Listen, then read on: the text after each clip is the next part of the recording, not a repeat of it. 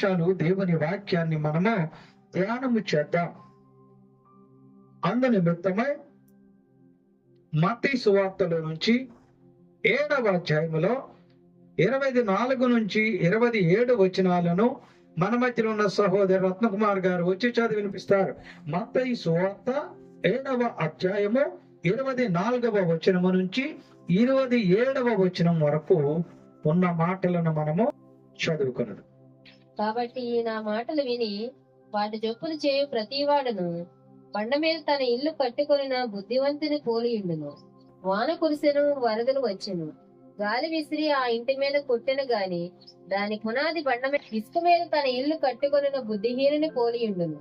వాన కురిసెను, వరదలు వచ్చెను, గాలి విసిరి ఆ ఇంటి మీద కొట్టెను, అప్పుడది కూలబడెను, దాని పాటు గొప్పదని చెప్పాను. పరిచర్య చేస్తున్నటువంటి క్రమములో ఒక ఉపమానాన్ని ఆయన ఈ విధంగా తెలియపరిచారు. ఏమిటంటే, ప్రతివాడు ఇల్లు కట్టుకుంటారు. ప్రతివారు ఇల్లు కట్టుకుంటారు కదండి. నివసించటానికి ప్రతి ఒక్కరు కూడా ఇల్లు కట్టుకుంటారు. అయితే ఇల్లు కట్టుకునేటప్పుడు వారి ఇల్లు స్థిరముగా నిలబడి ఉండటానికి ఏమి చేయాలో యేసుక్రీస్తు ప్రభు వారి యొక్క మాటలను బట్టి మనకు విశదమవుతూ ఉన్నది. చూడండి, ఈ యొక్క ప్రతివాడును కూడా బండ మీద తన ఇల్లు కట్టుకున్న బుద్ధిమంతుని పోలి ఉండేను. అంటే ఇల్లు 2 చోట్ల కట్టబడుతుంది అని అక్కడ చదివిన వాక్య భాగాలను బట్టి మనకు విశదమవుతూ ఉన్నది. ఒకటి ఇసుక మీద కట్టిన ఇల్లు, రెండవది బండ మీద కట్టిన ఇల్లు. ఇప్పుడు బండ మీద కట్టిన ఇల్లు వాన కురిసినా, వరదలు వచ్చినా, గాలి వచ్చి విసిరి కొట్టినా దాని యొక్క పునాది బండ మీద వేయబడింది గనక అది పడిపోదట. రెండవ ఇల్లు ఇసుక మీద కట్టిన ఇల్లు, అది వానొచ్చినప్పుడు, వరదలు వచ్చినప్పుడు, గాలి వేసినప్పుడు ఆ ఇల్లు కూలిపోతుంది. చూడండి ప్రియులారా, ఇక్కడ ఇల్లును గురించి ఆయన సెలవిచ్చిన మాటలను మనము లోతుగా పరిశీలన చేసినట్లయితే, ఇల్లు ప్రతి మనిషికి ఇల్లు అవసరం. ఎందుకు అంటే, వాన నుంచి కాపాడుకోవటానికి, ఎండ నుంచి కాపాడుకోవటానికి, చలి నుంచి కాపాడుకోవటానికి మనిషికి ఇల్లు అవసరం. ఈ లోకరీతిగా మనము ఆలోచించినప్పుడు ఇళ్లలో చాలా రకాల ఇల్లు మనకు కనిపిస్తూ ఉన్నాయి. తాటాకు ఇల్లని, జమ్మిళ్ళని, రేకుల ఇల్లని, పెంకుటిల్లని, డాబా ఇల్లని, మేడ ఇల్లని, ఇలా రకరకాల ఇళ్ళు మనకు కనిపిస్తూ ఉన్నవి. అయితే మనుషులు కట్టుకున్న ఈ ఇల్లు ఎలా ఉండాలో వాక్యంలో రాయబడి ఉన్నది. మనుషులు నివసించేటువంటి ఇల్లు ఎలా ఉండాలో, ఎలా ఉండకూడదో వాక్యంలో రాయబడి ఉన్నది. కావున చదివినటువంటి మూల వాక్యములో నుంచి ఈ రోజు మనము ఇల్లు అనే అంశము గురించి ధ్యానము చేద్దాం. ఇల్లు గురించి ఏమిటండి ప్రత్యేకంగా ధ్యానించేది అని ఆలోచిస్తున్నారా? అయితే ఇల్లు ఎలా ఉండాలి, ఎలా ఉండాలి అని చెప్పడానికి 7 రకాల ఇళ్లను మీకు నేను పరిచయం చేయాలనుకుంటూ ఉన్నాను. ఈ యేసుకృపా వాక్కు పరిచర్యలో 7 ఇళ్ళు గురించి మీకు తెలియపరచాలని నేను ఆశపడుతూ ఉన్నాను. చూడండి ప్రియులారా, మొట్టమొదటి ఇల్లు గురించి మనం ఆలోచించుదాం. మొట్టమొదటి ఇల్లు మొదటి రాజుల గ్రంథములో 17వ అధ్యాయములో 7 నుంచి 24వ వచనములో మనకి కనిపిస్తూ ఉన్నది. ఏమిటి ఆ ఇల్లు అనంటే, దైవజనునికి ఆతిథ్యము ఇచ్చిన ఇల్లు. ఎవరి ఇల్లు అది? ఆ ఇల్లు ఎలాగున్నది చదువుదాం. చదవండి. రాజుల మొదటి గ్రంథములో నుంచి 17వ అధ్యాయములో 9 నుంచి 24 వచనంలో రాయబడి ఉన్నది. పోషించుటకు అతడు నన్ను ఎదవరానికి నేను సెలవిచ్చి తిని అందుకతడు లేచి సరేపతనకు పోయి పట్టణపు గవని యొద్దకు రాగా ఆ యొక్క విధవరాలు అచ్చట కట్టెలు ఏరుచుండని చూసి పిల్లలు ఏరుకుంటూ ఉందంట. ఆమెను పిలిచి త్రాగుటకై కొంచెం నీళ్లు నాకు తెలుసుకురమ్మని కొంచెం మంచినీళ్ళు ఇవ్వమ్మా అని అడిగారు. ఎవరు తెలుసా? ఏలియా గారు అడిగారు. ఇప్పుడు ఏలియా గారు అడిగినప్పుడు ఎవరిని అడిగారు? సారేపతి విధవరాలని అడిగారు. ఇప్పుడు ఆమె మంచినీళ్ళు అడిగిన తర్వాత తేపోచుండగా ఆమెను మరలా పిలిచి నాకు ఒక రొట్టె ముక్క ఇయ్యమ్మా అని అడిగారు. తీసుకుని రమ్మని చెప్పారు. మంచినీళ్ళతో పాటు ఒక రొట్టె తీసుకురమ్మా అని అడిగారు. అందుకు ఆమె నీ దేవుడైన యెహోవా జీవము తోడు, తొట్టులో పట్టెడు పిండి మాత్రం ఉన్నదయ్యా, కొంచెం నూనె ఉన్నదయ్యా, అవే గాని ఇంకేమి లేవు. లేదు తండ్రి, మేము చావక ముందు ఇంటికి పోయి అది వండుకొని నేను నా కుమారుడు తినటానికి అదే ఉందయ్యా మా దగ్గర అని ఉంది.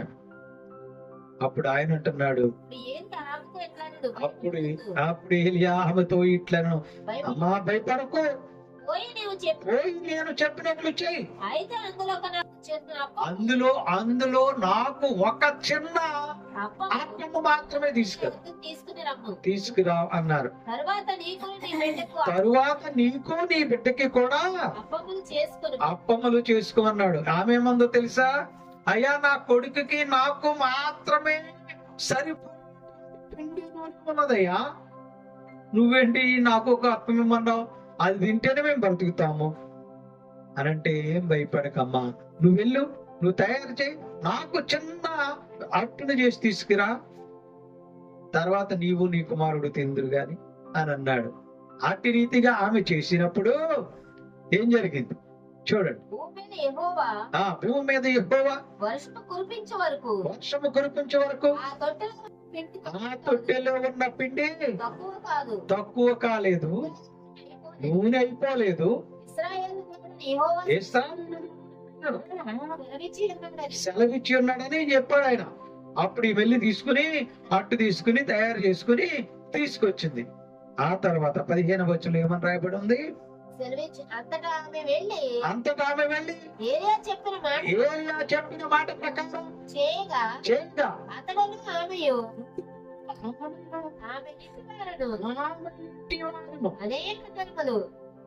ఆమె ఏం చెప్పిందండి? అయ్యా, ఈ రోజుకి నాకు నా కొడుక్కి సరిపోగా కొద్దిగా పిండి కొద్దిగా నూనె ఉన్నది అన్నది. దేవుని యొక్క మాట చొప్పున ఏలియా గారు మాట్లాడితే, ఏలియా గారు చెప్పినట్టు ఆమె చేస్తే ఏం జరిగింది? ఇప్పుడు అనేక దినములు ఎవరింట్లో సారేపతి విధవరాలి ఇంట్లో అనేక రోజులు తింటూ వచ్చారట. మొట్టమొదటి ఇల్లు, దైవజనునికి ఆతిథ్యము ఇచ్చిన ఇల్లు ఏమైందో తెలుసా? కొదువుగా ఉన్నదానికి, తక్కువగా ఉన్నదానికి అనేక దినములు సరిపడినటువంటి ఆ అభివృద్ధిని దేవుడు అనుగ్రహించాడు. మొట్టమొదటి ఇల్లు, దైవజనునికి ఆతిథ్యము ఇచ్చిన ఇల్లు. రెండవ ఇల్లును మనం గమనించినట్లయితే రాజుల గ్రంథంలో 4వ అధ్యాయంలో 1 నుంచి 9 వచనాల్లో మరొక ఇల్లు కనపడుతూ ఉన్నది. అది అంతటా ప్రవక్తల శిష్యులలో ఒకని భార్య, ఈ దాసుడైన నా పెనిమిటి చనిపోయాను, అతడు యెహోవా యందు భక్తి గలవాడై ఉండెనని నీకు తెలిసి ఉన్నది. ఆ నా యుద్ధకు అప్పుల వాడు నా యొద్దకు వచ్చి నేను అప్పు కట్టలేదని నా బిడ్డలను తీసుకెళ్లిపోతున్నాడయ్యా. ఎలీషాకు మొరపెట్టగా ఎవరికి? ప్రవక్త అయిన ఎలీషాకు మొర్ర పెట్టగా, ఎలీషా నా వల్ల నీకేమి కావాలి? నా వలన నీకేం కావాలి? నీ ఇంటిలో ఏమి ఉన్నదో నీ ఇంటిలో ఏమున్నదో మాకు తెలియజెప్పమని. అది నాకు చెప్పుము అన్నాడు. అందుకామె నీ దాచురాలనైనా నా ఇంటిలో నా ఇంటిలో నూనె కుండ నూనె కుండ ఒకటి ఉన్నది, అది తప్ప ఏమీ లేదన్నాడు. అతడు నీవు బయటకు పోయి నీ ఇరుగు పొరుగు వారందరి వద్ద దొరకగలిగిన పాత్రలన్నిటిని కొన్ని పాత్రలు తీసుకుని పుచ్చుకొనుము. అప్పుడు నీవు నీ ఇంటిలోనికి వచ్చి నీవును నీ కుమారులను లోపల తలుపు మూసి లోపలికి తలుపు వేసుకుని పాత్రలన్నీ నూనె పోసి నిండినవి ఒక తట్టున ఉంచుము. ఆమెతో సెలవీయగా ఆమె అతని అత్త నుండి పోయి తన కుమారులను తన కుమారులను లోపల నుండి తలుపులు మూసి లోపలికి వెళ్లి తలుపులు వేసుకుని గడిగి పెట్టుకుని కుమారుని తెచ్చిన పాత్రలో నూనె పోసింది. పాత్రలన్నీ కూడా నిండిన తరువాత ఇంకా పాత్రలు దేవునికి స్తోత్ర. ఏం చెప్పిందండి ఆమె? ఏమంది? ఎలీషా గారితో ఏమంది? అయ్యా నా ఇంటిలో ఒక పాత్రలో మాత్రమే నూనె ఉన్నది అంది. ఏమంది? ఒక పాత్రలో మాత్రమే. ఎలీషా గారు ఏమన్నారు? నీవు నీ ఇరుగు పొరుగు వారి దగ్గర ఎన్ని పాత్రలు అయితే ఉంటావో, అది బిందె కావచ్చు, బకెట్ కావచ్చు, చెంబు కావచ్చు, లోట కావచ్చు, లేకపోతే డ్రమ్ము కావచ్చు, నువ్వేమైనా సరే నీకు చేతనైనంత మట్టుకు, నీకు దొరికినంత మట్టుకు అన్ని తీసుకొచ్చి లోపల పెట్టుకుని తలుపులు వేసుకుని నీవు నీ కుమారులు ఆ పాత్రలో ఈ నూనె పోయింది. నిండినవన్నీ పక్కన పెట్టండి, నిండనవి ఒక పక్కన పెట్టండి అని చెప్పాడు ఆయన.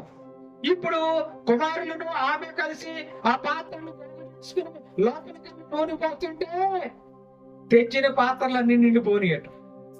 మళ్ళీ ఏం చెప్తుంది కొడుక్కి? అయ్యా ఇంకెళ్ళి పట్టుకుంటాయా? మీ మేనత్తల ఇంటికి వెళ్ళి పట్టరా? మీ చిన్నాన్నోళ్ళ ఇంటికి వెళ్ళి పట్టరా? మన ఇంటి వెనక వాళ్ళ ఇంటికి వెళ్ళి పట్టరా? ఇంకెన్నో నేను తీసుకురండి అంటుంది. అంటే ఇంకా ఇంకా ఇంకా ఇంకా నిండుతూనే ఉన్నవి. అప్పుడు ఆయన చెప్పాడు, వీటన్నిటిని అమ్మి ఏం చేయాలన్నాడు? ఆమె దైవజనుడైనా ఎద్దకు వచ్చి సంగతి తెలియచెప్పగా నీవు పోయి ఆ నూనె అంత అమ్మి నీ అప్పు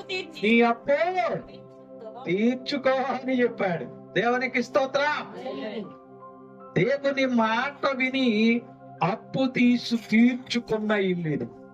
దైవజనుని మాటను విని ఏం చేసుకుంది? ఇల్లు అప్పు తీర్చుకుంది. దాని కింది భాగం ఉంటది, ఆయనను ఇంటిలో చేర్చుకున్నారట.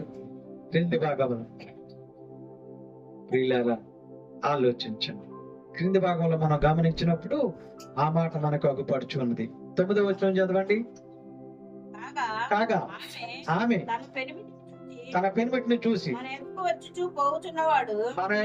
వచ్చి పోవుచున్నవాడు భక్తి గల దైవజనుడని నేను ఎరుగుదును. మనము అతనికి చిన్న గది కట్టించి ఒక గది కట్టించి అందులో అతని కొరకు మంచము, బల్ల, దీపస్తంభమును ఉంచుదుము. ఆయన ఎలీషాను ఇంటిలో చేర్చుకున్నారు. ఇప్పుడు ప్రవక్త అయినటువంటి ఎలీషా మాట అయిన ఇల్లు అప్పు తీర్చుకోగలిగింది, అప్పు లేకుండా ఉండగలిగింది. ఇది 2వ ఇల్లు. 3వ ఇల్లుని కూడా మనము గమనించుదాము ప్రియులారా. ఇక్కడ ఈ 2 ఇళ్లను మనము గమనించినప్పుడు, పరిశీలన చేసినప్పుడు అక్కడ ప్రవక్త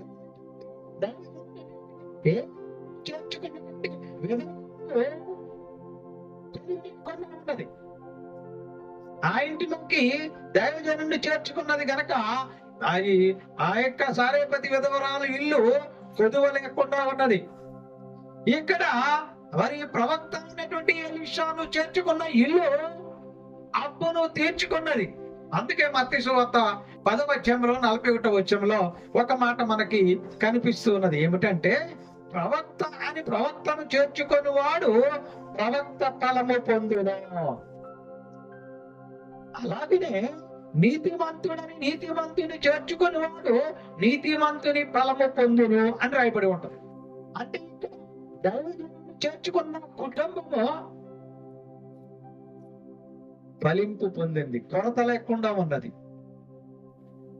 దైవజనుడిని చేర్చుకున్న ఇల్లు అప్పు తీర్చుకోగలిగినది. మరి ఈ లోక రీతిగా మనం ఆలోచిస్తే దైవజనుని ఇంటికి పిలవటానికే మనము సందేహిస్తూ ఉంటాం. అయ్యో, దైవజనుడు ఇంటికి వచ్చాడంటే ఏంటి అస్తమానం వస్తున్నాడు అనేవారు చాలా మంది ఉన్నారు. ప్రియులారా, గమనించండి, 2 ఇళ్ళు మనము చూసాం. 3వ ఇల్లును కూడా మనం గమనించుకున్నట్లయితే యెహోషువ గ్రంథములో 24వ అధ్యాయములో 16వ వచనములో 3వ ఇల్లు మనకు కనిపిస్తున్నది. అది యెహోషువ గారి యొక్క ఇల్లు. ఈ యెహోషువ గారి యొక్క ఇల్లు ఏమి చేసిందంటే, మేము మా కుటుంబము అంతా కలిసి మేమును మా ఇంటి వారును యెహోవాను సేవిస్తాము అని ఇంటిల్లిపాది యావత్తు తీర్మానము చేసుకున్నారు. మేము యెహోవాను మాత్రమే సేవిస్తాం. ఈ లోకంలో ఉన్నటువంటి మేము మొత్తం మనుషులు చేసిన బొమ్మలకు మేము మొత్తం మనుషులు చేసినటువంటి వాటిని మేము అనుసరించము. యెహోషువ గారి యొక్క ఇల్లు ఏమి చేసిందంటే, నేనును నా ఇంటి వారును యెహోవాను సేవించదము అని తీర్మానము చేసుకున్నది ఇల్లు. ఎవరిల్లు? యెహోషువ ఇల్లు. ఇది 3వ ఇల్లు. అది యెహోషువ గ్రంథములు 24వ అధ్యాయములో 15వ వచనములో మనకి అగుపడుచు ఉన్నది. ప్రియుల 3 ఇల్లు మనము గమనించాం. 4వ ఇల్లుని మనం చూద్దాం. 4వ ఇల్లును గమనించినట్లయితే అపొస్తలుల కార్యముల్లో 16వ అధ్యాయములో మనము చూసినప్పుడు 13 నుంచి 15 వచనాల్లో మరొక ఇల్లు మనకి కనిపిస్తూ ఉన్నది. ఆమె ఎవరు అని అంటే లూదియా. చదవండి, అపొస్తలుల కార్యములు 16వ అధ్యాయము 13 నుంచి 16 వచనాలు చదవండి. విశ్రాంతి దినమున నదీ తీరమున ప్రార్థన జరుగుననుకొని అక్కడికి వచ్చి కూర్చుండి కూడి వచ్చిన స్త్రీలతో మాట్లాడుచుంటివి. అప్పుడు లూదియ అను దైవభక్తి గల ఒక స్త్రీ వినుచుండెను. ఆమె ఓదారంగుపడి అంటే నీలిమందుని అమ్ముకొని బ్రతికేటువంటి మహిళ, ఎవరి మీద డిపెండ్ అవ్వకుండా, ఎవరి మీద ఆధారపడకుండా తన కాళ్ళపై తను నిలబడుతూ తన కుటుంబాన్ని పోషించుకోవటానికి యోధారంగు పొడిని అమ్ముకునే లూదియా అను ఒక స్త్రీ ఉన్నది. ఆమె ఏం చేసింది? చదవండి. ప్రభువు ఆమె హృదయము తెరిచెను గనుక పౌలు చెప్పిన మాటల యందు లక్ష్యముంచెను. ఆమెయు ఎవరండి? ఎవరో ఆమెయు ఆమె ఇంటి వారును పొందినప్పుడు ఏం చేశారు? బాప్తిస్మము పొందారు. అంటే రక్షణ పొందారు. ఈ లోకంలో మనం గమనిస్తే భార్య ప్రార్థనకు వస్తే భర్త రాడండి, భర్త ప్రార్థనకు వస్తే భార్య రాదండి. భార్యభర్తలిద్దరూ ప్రార్థనకు వస్తే బిడ్డలు కూడా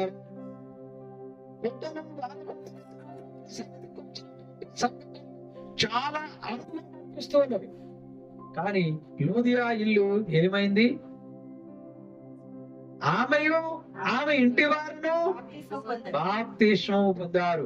ఈ లూదియా ఇల్లు రక్షణ పొందిన ఇల్లు. ఇంటిల్లిపాదేవతి రక్షణ పొందారు. ప్రియ సంగమా, ప్రియ విశ్వాసులారా, ఆలోచన వచ్చండి. 4వ ఇల్లు రక్షణ పొందిన ఇల్లు. 5వ ఇల్లును కూడా చూద్దాం మనం ప్రియులారా. మొదటి దినవృత్తాంతల గ్రంథములో నుంచి 13వ అధ్యాయంలో నుంచి 13, 14 వచనాలు చదువుదాం. దినవృత్తాంతం మొదటి పుస్తకములు చదవండి. తన యొద్దకు దావీదు పురమును తీసుకొని పోగా పోగా దానిని దానిని హిత్తీయుడైన ఒబేదెదోము ఇంటిలోనికి ఇంటిలోనికి పోయాను. కొనిపోయాను. దేవుని మందసము ఒబేదెదోములో ఇంటిలో వద్ద అతని కుటుంబమునంత 3 నెలలుండగా యెహోవా ఒబేదెదోము ఇంటివారిని సొంతింటిని శపించెను. ఎవరిని ఎవరిని ఒబేదెదోము ఇంటిలో ఉన్న సొత్తంతటిని ఆశీర్వదించారు. దేవుని మందసము ఆయన ఇంటికి వచ్చినది గనుక ఆయన ఇల్లు ఏమైంది? ఇప్పుడు ఆశీర్వాదముతో నిండినది. ఆయన ఇల్లు ఆశీర్వాదంని చవి చూసినది, రుచి చూసినది. ప్రియ సంగమా, నీ ఇల్లు దేవుని ఆశీర్వాదాన్ని రుచి చూసిందా? కారణం ఏమిటి? నీ ఇంటిలో దేవుడు లేడేమో. ఒబేదెదోము ఇంటిలోనికి దేవుని మందసం వచ్చింది కాబట్టి ఆయన ఇల్లు ఆ ఇంటిలో ఉన్న సొత్తంతటని దేవుడు ఆశీర్వదించాడు. ఆశీర్వాదము పొందిన ఇల్లు ఇది ఒబేదెదోము యొక్క ఇల్లు. ఇది 5వదిగా ఉన్నది. ఇల్లును కూడా మనము గమనించుకుందాం. అపొస్తలుల కార్యముల్లో 10వ అధ్యాయములో 1-2 వచనాలు మనము గమనించుదాం. ఇటలీ పటాలం అనబడిన ఇటలీ పటాలమనబడిన పటాలంలో పటాలములో శతాధిపతి అయిన కొర్నేలి అనుభక్తి పరుడొకడుండెను. అతడు అతడు తన ఇంటి వారందరితో కూడా ఎవరితో? తన ఇంటి వారందరితో కూడా దేవుని యందు భయభక్తులు గలవాడై ధర్మము చేయొచ్చు ఎల్లప్పుడూ దేవునికి ప్రార్థన చేయవాడు. దేవునికి స్తోత్ర. కొర్నేలి గారి ఇల్లు ఎల్లప్పుడూ కూడా ప్రార్థన చేసే ఇల్లట. ఆయన ఒక్కడే కాదు, ఇంటిల్లిపాది ప్రార్థన ఎల్లప్పుడూ చేసేటువంటి ఇల్లుగా ఉన్నది. అంతేకాదు, వారు ఇంటిల్లిపాది ప్రార్థన చేస్తూ నా భర్త బాగుండాలి, నా భార్య బాగుండాలి, నా బిడ్డలు బాగుండాలి అనే కాదు వారు చేసింది. ప్రజల కొరకు కూడా ప్రార్థన చేశారట. ఇంటిల్లిపాది అంటే ఇంటిలో ఉన్న వారందరూ కూడా ప్రార్థన చేశారు. అంటే ఈ ఇల్లు, కొర్నేలి గారి ఇల్లు ఎలాగున్నదంటే ప్రార్థన చేసే ఇల్లుగా ఉన్నది. ప్రియ సంగమా, ప్రియ విశ్వాసులారా, ఆలోచన చేయండి. మరి నీ ఇల్లు ఎలాగున్నదో? నీ ఇంటిలో ప్రార్థన ఉన్నదా? నువ్వు ఒక్కడవే చేసుకుంటున్నావా? నీ భర్త లేదని నువ్వు ఒక్కదానివే చేసుకుంటున్నావా? నీ భార్య మాట వినటం లేదని ఒక్కడవే చేసుకుంటూ ఉన్నావా? మరి నీ బిడ్డలు ప్రార్థన చేస్తున్నారా? ప్రియ విశ్వాసులారా, ఆలోచించండి. ప్రార్థన చేసే ఇల్లు కొర్నేలి ఇల్లు. ఇది 6వ ఇల్లు. 7వ ఇల్లును కూడా మనం గమనించుకుందాం. లూకాసు వార్తలో 19వ అధ్యాయంలో 9వ వచనంలో 7వ ఇల్లు కనిపిస్తున్నది. అందుకు యేసు ఇతడును అబ్రహాము కుమారుడే, ఎందుకనగా నేడు ఇంటికి రక్షణ వచ్చి ఉన్నది. ఎవరింటికి? జక్కీ గారింటికి. ఆయన పైన ఉన్నాడు, మేడి చెట్టు ఎక్కాడు. యేసు ప్రభు వస్తున్నారు, ఈ దారిలో నేను చూడాలి, నేను పుట్టువాడిని, అది మరి అంత జన్మలో నాకు కనపడ్డని ఆయన మేడి చెట్టు ఎక్కాడు. ఆ దారిలో మేడి చెట్టు దగ్గరికి వచ్చినటువంటి ఆయన యేసుక్రీస్తు ప్రభు గారు, జక్కయ్య కిందకి దిగు, నేడు నేను నీ ఇంట బస చెయ్యాలి అన్నాడు. ఎవరింట్లో? జక్కయ్య ఇంట్లో. ఆయన ఏమనుకున్నాడు? కేవలము యేసుక్రీస్తు ప్రభుని చూస్తే చాలు అనుకున్నాడు. కానీ యేసు ప్రభు వారు అంటున్నారు, జక్కయ్య కిందకి దిగిరా, నేను నేడు నీ ఇంట ఉండవలసి ఉన్నదే. నీ ఇంటిలో నేను బస చేయాలి, నీ ఇంటిలో నేను సేవ తీర్చుకోవాలి. నేడు నీ ఇంటికి రక్షణ వచ్చినది. నీవు ఈ 7వ ఇల్లు గురించి తెలుసుకుంటున్నా నీవు ఎప్పుడన్నా నీ ఇంటిలోకి యేసుక్రీస్తు ప్రభుని ఆహ్వానించావా? నీ హృదయంలోకి ఆహ్వానించావా?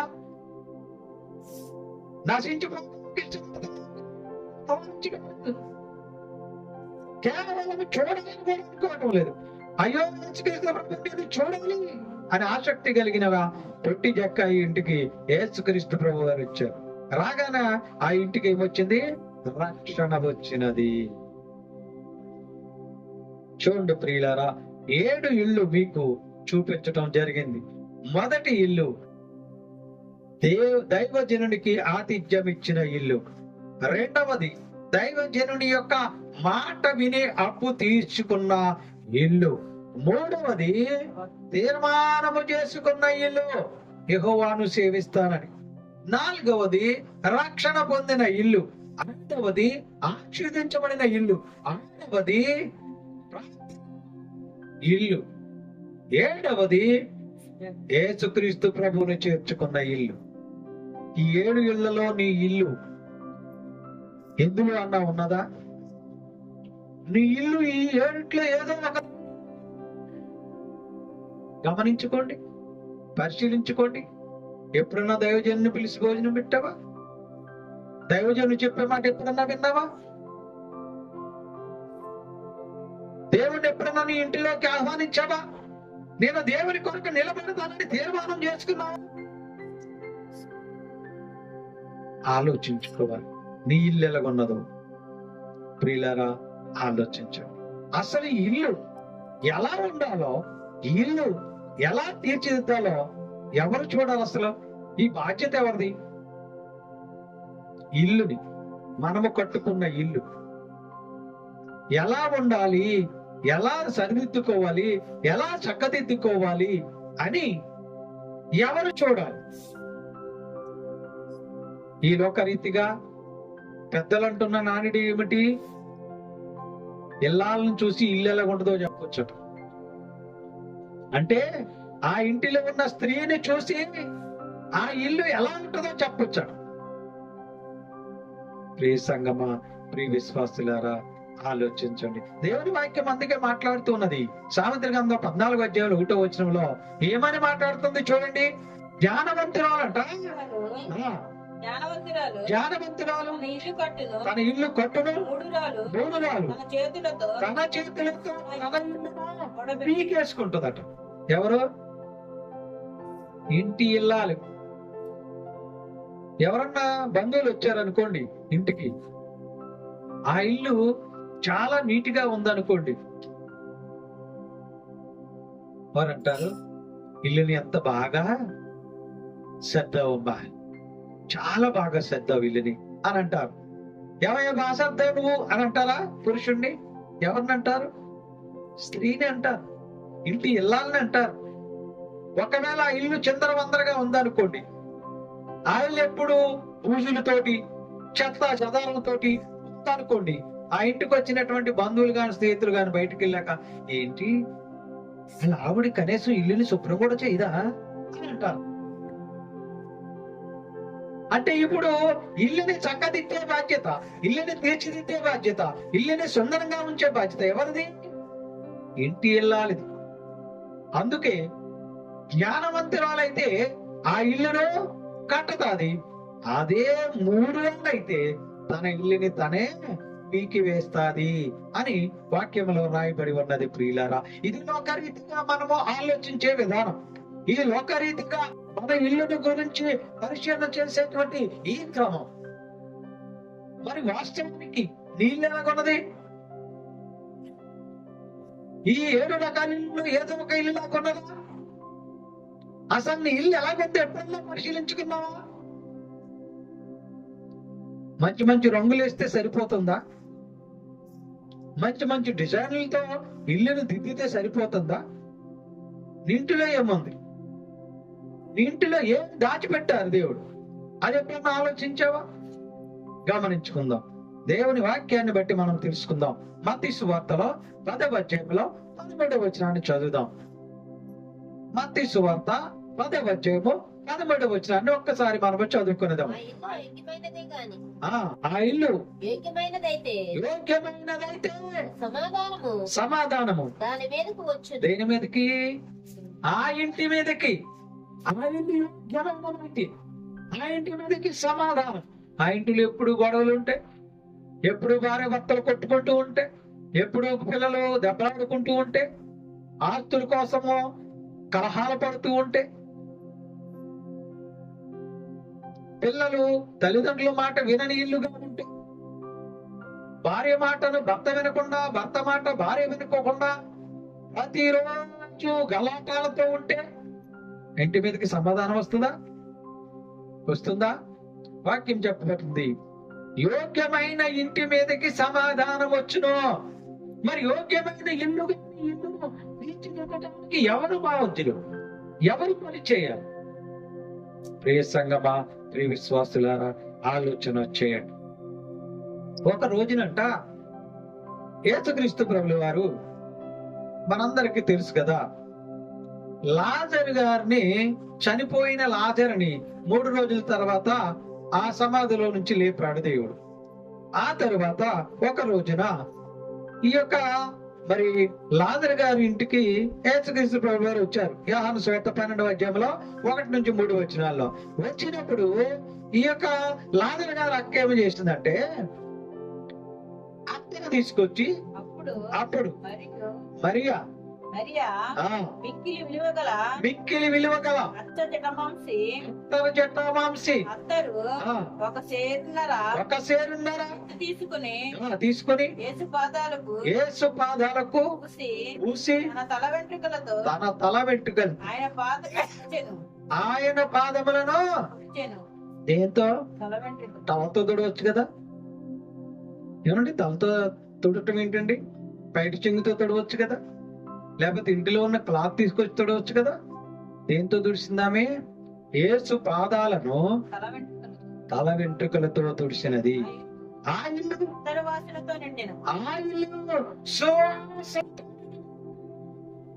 మరి నీ ఇల్లు కప్పు కొడుతుందేమో, ఎలుకలు చచ్చిన వాసన.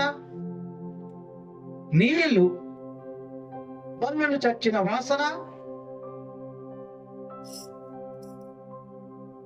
ఇంకా రకరకాల చెడు వాసనతో ఉన్నదేమో నీ ఇల్లు. యేసుక్రీస్తు ప్రభు నీ ఇంటిలోనికి వస్తే నీ ఇల్లు సువాసన భరితంగా ఉంటుంది. యోగ్యమైన ఇంటికి సమాధానము కలుగుతుంది. ఆ యోగ్యత ఎప్పుడు వస్తుంది? ఆ యోగ్యత తేవడానికి ఎలా ఉండాలి మన ఇల్లు? అసలు మనము దేవుని ఇల్లట. మనం ఈ మనుషులు దేవుని యొక్క ఇల్లు అని హెబ్రీ పత్రిక 3వ అధ్యాయం 6వ వచనంలో చెప్పబడుతూ ఉన్నది. అంటే మనము దేవుని యొక్క ఇల్లు. గొంతు కొట్టేలాగనా, అసహించుకునేలాగనా, అందరూ చేదరించుకునేలాగనా ఎలా ఉండాలి మన ఇల్లు? అయితే క్రీస్తు కుమారుడై ఉండి ఆయన ఇంటి మీద నమ్మకంగా ఉన్నాడు. ధైర్యమును నిరీక్షణ వలనే తుదమట్టుకు స్థిరముగా చేపట్టిన ఎడల మనమే ఇల్లు. ఎవరు?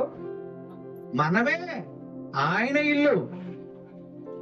మరి ఆయన ఇల్లుగా ఉన్న మనం ఎలా ఉండాలి? ఇప్పుడు దేవుని ఇల్లుగా ఉన్న మనం ఎలా ఉండాలి? సువాసన భరితంగా ఉండాలా? గంధాన్ని వెదజల్లాలా? చెడు వాసనతో ఉండాలా? చక్కని సువాసనతో ఉండాలా మన ఇల్లు? ఆలోచించుకోవాలి, పరిశీలన చేసుకోవాలి. కానీ మనము మన ఇంటిలో నివసిస్తున్నప్పుడు దేవుడు ఈ ప్రజలు, ఈ జనులు ఇండ్లు కట్టించుకుని ఆ ఇండ్లలో నివసించండి అని దేవుని వాక్యం చెప్తున్నది. అయితే ఆ ఇల్లు ఎలా ఉండాలి?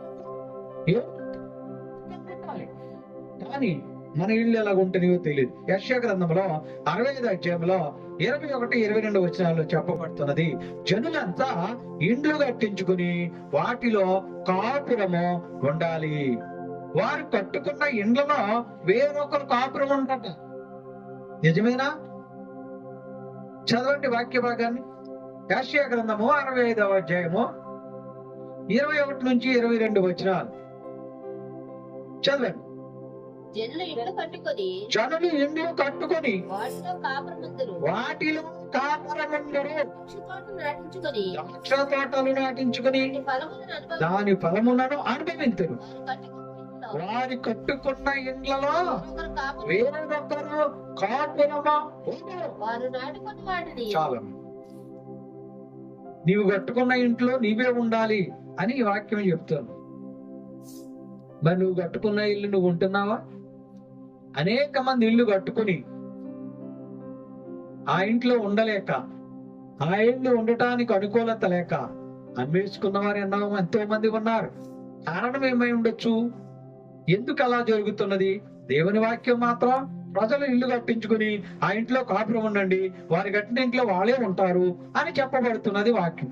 కానీ ఎందుకు వారు కట్టుకున్న ఇంట్లో వారు ఉన్నారు?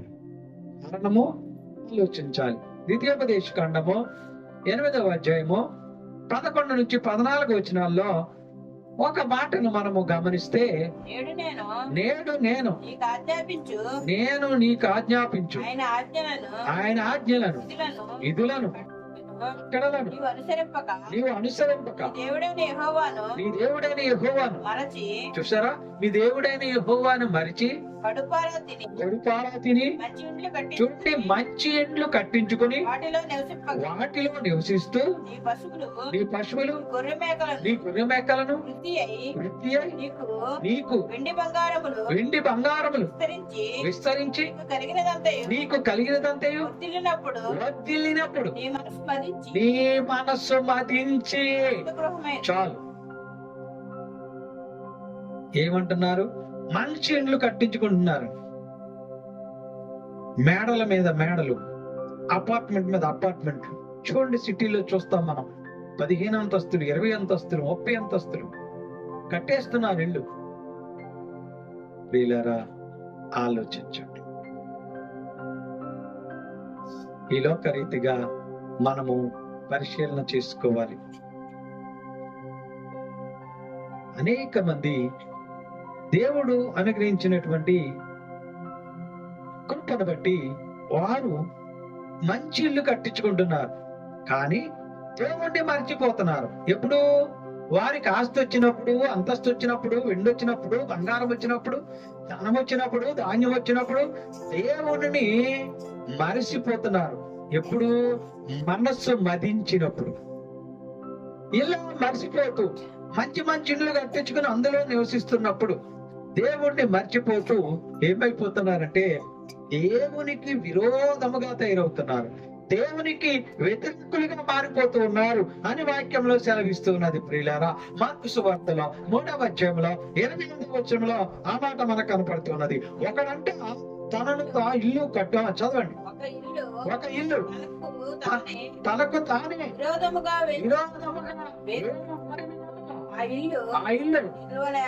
విలువనేరదు.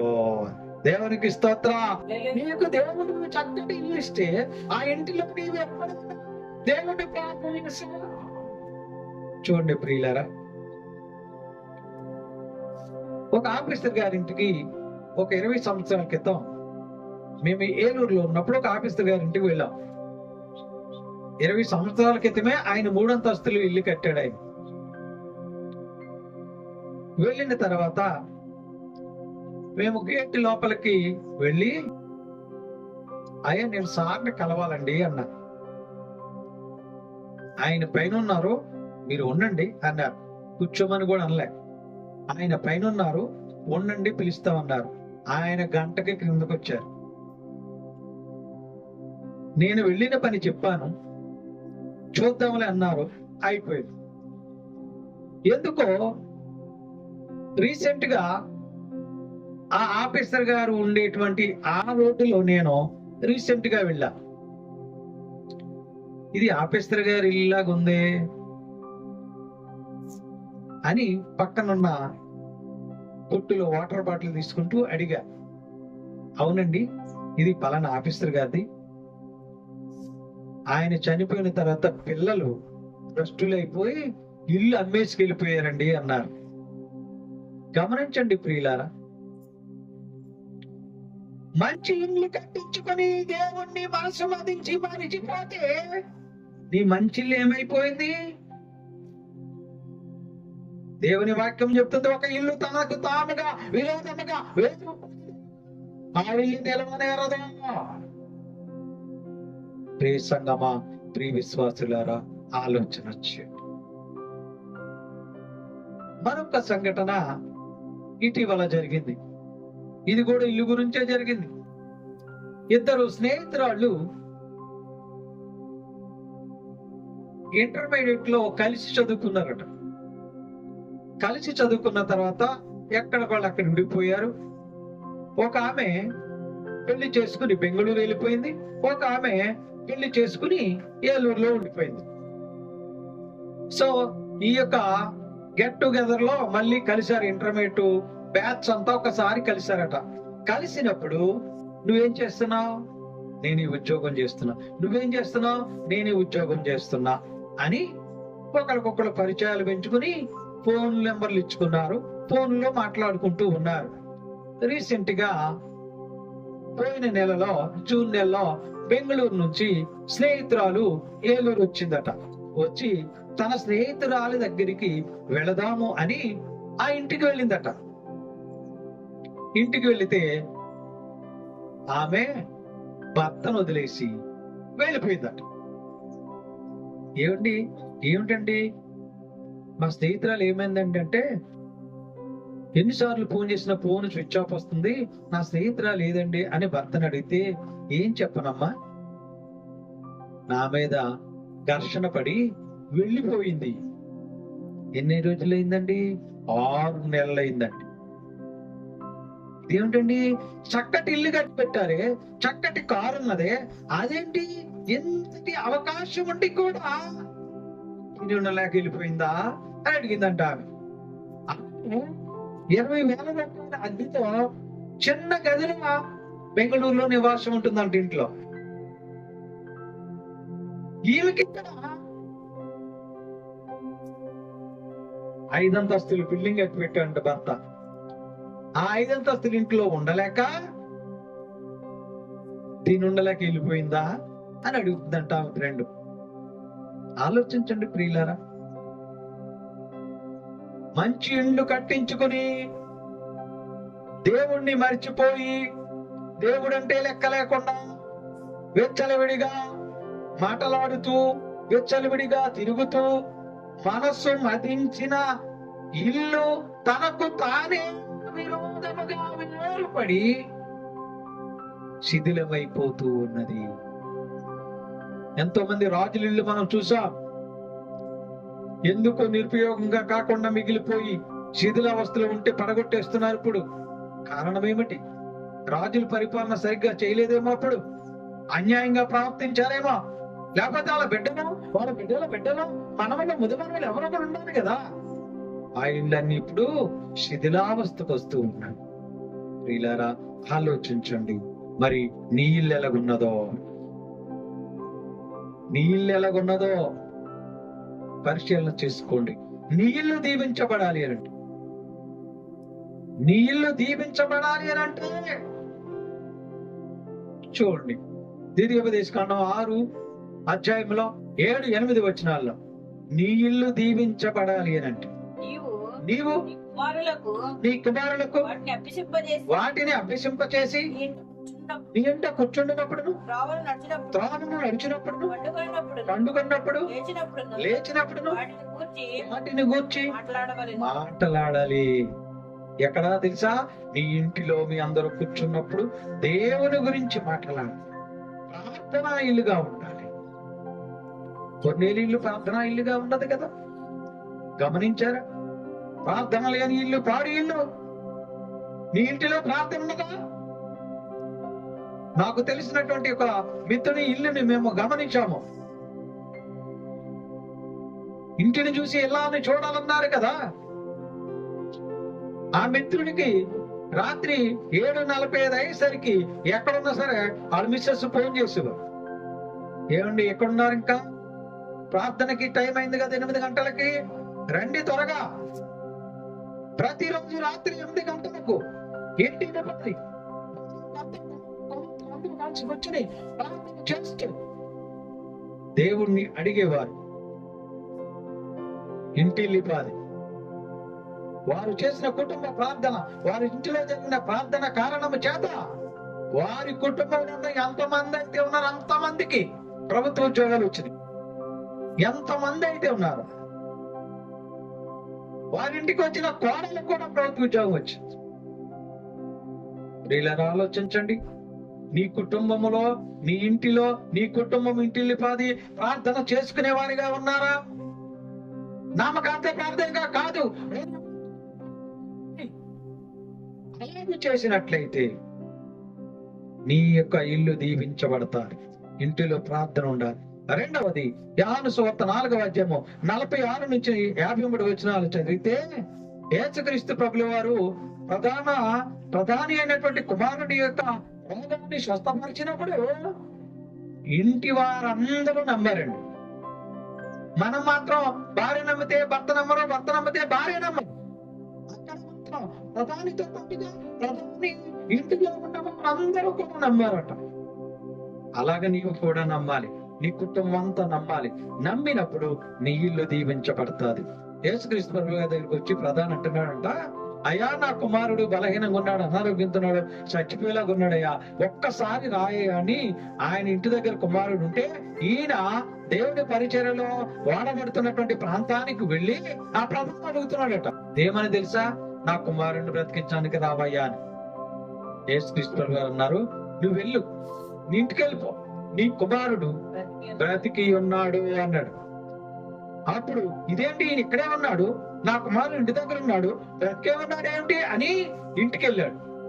ఇంటికి వెళ్ళేసరికి కుమారుడు బ్రతికి ఉన్నాడు. అప్పుడు వాళ్ళ భార్యని, ఆ బంధువులందరినీ అడుగుతున్నాడు, ఎన్ని గంటలకు బ్రతికాడు? 1 గంటకు బ్రతికాడు.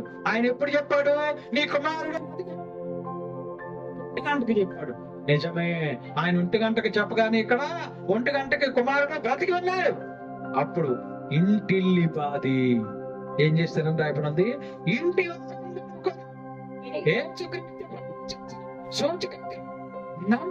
రాయబడదు. మరి నీ ఇంటిలో అందరు నమ్ముతున్నారా? యేసుక్రీస్తు నువ్వు ఒక్కరివే నమ్ముతున్నావా? ఆలోచించుకోవాలి. నీళ్లు దీవించబడాలంటే మొట్టమొదటి నీ ఇంటిలో ప్రార్థన ఉండాలి. రెండవది నీ ఇంటి వారందరూ నమ్మాలి. మూడవది సంఖ్యాకాండములో 12వ అధ్యాయంలో మోషే గురించి దేవుడు చెప్తున్నాడు, మోషే నా ఇల్లంతటిలో నమ్మకమైన వాడు అని. అతడు నా ఇల్లంతటిలో నమ్మకమైన వాడు. మోషేలాగా నీవు కూడా దేవుని దృష్టిలో నమ్మకమైన వాడిగా ఉండాలి, నమ్మకమైన దానిలాగా ఉండాలి. అలాగన్నట్లయితే నీ ఇల్లు దీవించబడతాది. నీ ఇంటిలో ఉన్నటువంటి ఇంటిల్లి పాదికి ఆశీర్వాదం కలుగుతుంది. ఎప్పుడైనా ఆలోచించారా? 7 రకాల ఇళ్లలో ఏదో ఒక ఇంటిలో రకంగా నీవు ఉండాలని నువ్వు తలస్తున్నావా, ప్రయత్నిస్తున్నావా?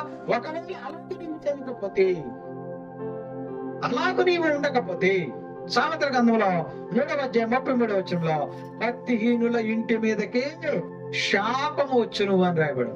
ఎవరి మీదకి? ఇంటి మీదకి. భక్తిహీనుల ఇంటి మీదకి యెహోవా శాపము వచ్చును. ఇంట్లో ఎవరుంటారు? ఇంటి మీదకి శాపం వస్తే ఇంట్లో ఎవరెవరు ఉంటారు? భార్య, భర్త, కుమారుడు, కుమార్తె, కోడలు, అల్లుడు, మనవలు, వీళ్ళందరూ ఇంట్లో ఉండేవారే కదా. నువ్వు ఇంటి మీదకి శాపం వస్తే ఎవరందరికి వస్తున్నది? అందరి మీదకి శాపం వస్తున్నది. కారణం నీ ఇల్లు దేవునికి విరుద్ధంగా ఉన్నది. నీ ఇల్లు దేవునికి వ్యతిరేకంగా ఉన్నదేమో. నీ ఇల్లు దేవుని చేర్చుకొని ఇల్లుగా ఉన్నదేమో. నీ ఇల్లు దేవుని కొరకు ప్రమాణము చేయని ఇల్లుగా ఉన్నదేమో. నీ ఇల్లు దైవజనుని చేర్చుకొని ఇల్లుగా ఉన్నదేమో. ఆలోచించుకోవాలి. నీ ఇల్లు ఎలాగున్నదో పరిశీలించుకోవాలి. భక్తిహీనుల ఇల్లు నిర్మూలమైపోతుంది. సామెతల గ్రంథం 14:11 చెప్పబడుతున్నది. భక్తిహీనుల ఇల్లు నిర్మూలమగును. ఒకవేళ నీవు నీతిమంతునిగా ఉంటే, నీవు నీతిమంతునిగా బతికితే, దేవునికి నమ్మకంగా బతికితే, మోషేలాగా నీవు నమ్మకమైన వాడిగా ఉంటే, నీ ఇంటిలో ప్రార్థన ఉంటే, నీ ఇల్లు నమ్మితే, సామెతల గ్రంథం 12:7 చెప్పబడుతున్నది, నీతిమంతుల ఇల్లు భక్తిహీనులు పాడే లేకపోవద్దు. నీతిమంతుల ఇల్లు నిలుచును. ఎవరి ఇల్లు నిలుస్తుంది ఇప్పుడు చెప్పండి? నీతిమంతుల ఇల్లు.